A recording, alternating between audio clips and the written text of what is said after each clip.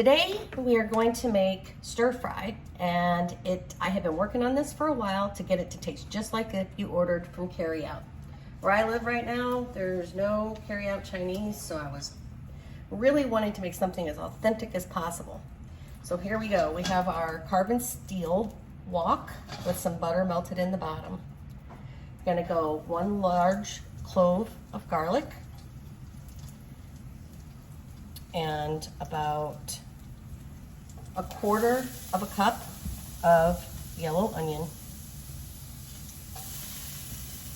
And we are going to let that, what they call, become aromatic. So what that means is, you know how whenever you're cooking and someone comes in and says, "What smells so good?" and all you've done is the garlic and the onions? Well, garlics and onions actually smell really nice when they are browning. It makes an aroma that people usually come in and ask what's going on. All right, I have some butter sliced up over here just to use if the pan seems to be getting dry. So I'm gonna add just a little bit, make sure that we don't have anything sticking. You can use a Teflon wok, but I don't like to use anything that we cook at a really high heat on Teflon. So that's why the carbon steel, and carbon steel becomes more non-stick the more you use it. And it will start to look like the bottom of this pan, but that's normal. That's what it should look like. That means that you've seasoned it well. Okay, letting that go for just a second. I'll let you see what the rest we have going on over here. We have about 1/2 cup of celery. And it doesn't have to be exact. It was 2 stalks is what I used. I used 2 carrots, which is about 1/2 cup of carrots. About 1/2 cup of frozen peas. Scallions, which we are going to use in a little bit. I pre-cut up some pork tenderloin that we're going to use for our meat. So that's just been sliced up and cut into small pieces. I've made white rice the day before. Now, you want your rice to be cold when you make stir fry. So this rice I made yesterday and let it sit in the fridge overnight. You can use any rice. This is 1/2 cup of rice with 1 cup of water is what the instructions called for, but you can use any rice. I use Castor River, and that's just because it's from my hometown and I like to support local farmers. The other thing that is the key is your oyster sauce and your soy sauce. 1 tablespoon of soy sauce, 1 teaspoon of oyster sauce is what I start with because I don't want it to get too salty too fast. Okay, so I'm just going to keep cooking this stir fry until our vegetables get a little bit tender. You don't want them to be too crunchy in your stir fry because that's not what an authentic stir fry tastes like. We're on a pretty high heat here, not all the way up, but pretty close. Why you hear a lot of sizzling going on.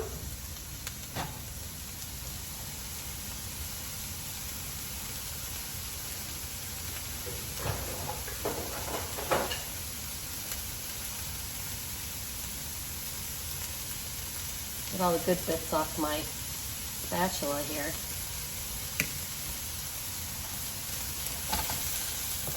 So I am leaving this in real time.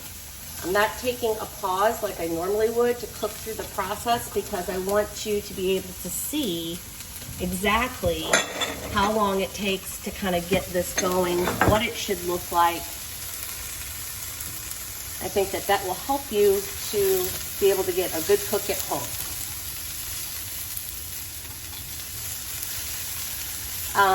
I did take 2 of my pasture-raised eggs and I fried them in their own skillet, so they're just scrambled over here waiting for when we need those at the very, very end.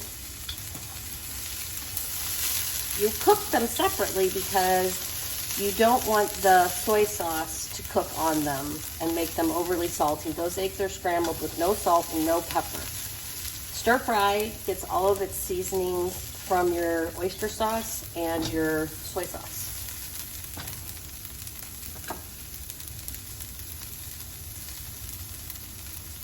All right. So we're starting to see the vegetables should start to feel that they'll just start to go a little bit soft. These are not quite ready yet. We'll let those go another minute.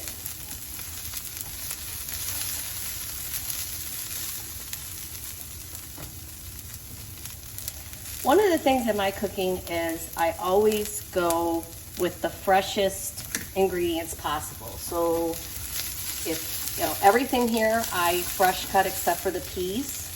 Obviously I don't grow my own peas, but like when I use cheese, I always shred. I don't buy pre-shredded.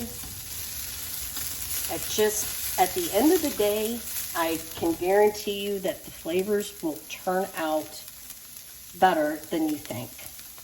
I'm going to give this a little butter. Just see just how dry it is in that pan. So we want to give it just a little more butter to keep things moist and moving around. And now you can see that the pan is not, there's a tiny bit of that butter is just making it a little more liquid. That also gives the vegetables something to absorb to soften up a little faster. All right, so these veggies are starting to get to that soft point. I don't want to cook them until they're dead, but definitely soft. All right. So I'm going to say that that's probably about a 3-minute mark, just kind of a timer in my head, approximately. Maybe longer. But at this point, we're ready to add the rice. So you're going to add all of your rice. You're going to put in another tablespoon of butter. And then you're going to put in your 1 tablespoon of soy sauce and 1 teaspoon of oyster sauce. Now this rice is already cooked, so all we're going to do is get this rice just heated through, and then we're going to give this probably 4 minutes of cook time so that we'll have every piece with a little bit of crispy on it, if you will. Now I'll go ahead and take a break so you don't have to watch the next 3 minutes, and then we'll come back with the meat and the egg. Okay, we've let that cook for about 3 or 4 minutes. So I'm gonna put in my pork that I pre-chopped. Excuse me, I'll brush my hands off. All right.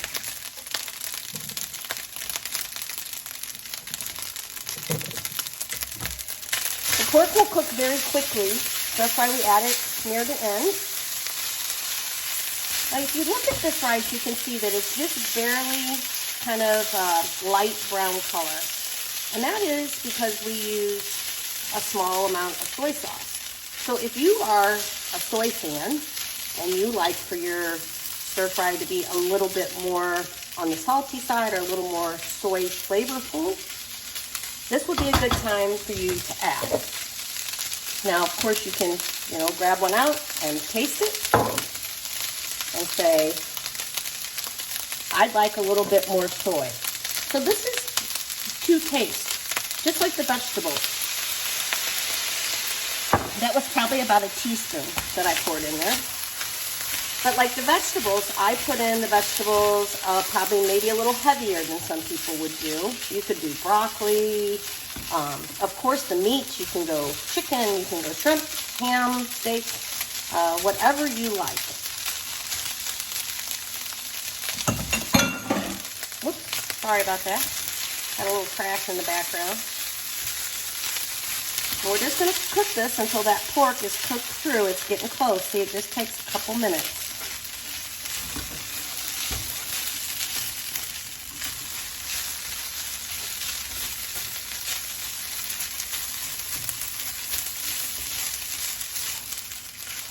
Keep moving it around, get that pork cooked.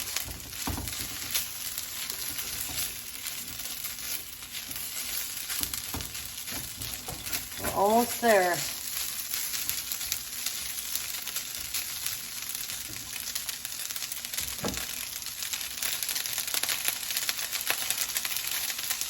You can see the carrots and the celery?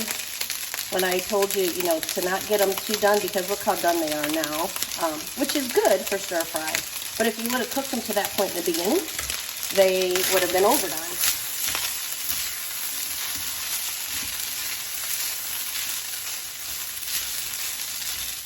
All right. I don't see any pink on my pork anywhere. All cooked. Through. Take our eggs we scrambled earlier. Gonna just chop them in. Go ahead and you can turn off your heat.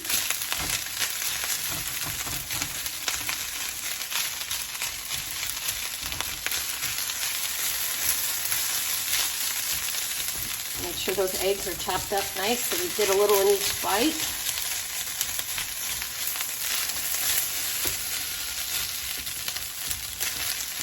Guys, I would not skip on the oyster sauce either. It makes all the difference now. Some Chinese restaurants will finish this off with sesame oil. I'm not a fan of it, so I don't use it, but you can. Our stir fry looks wonderful. I like to just toss in a little bit of chives at the end. It's nice oniony flavor because that's what I'm a fan of. That's up to you. And then you're ready to plate and serve. Good luck.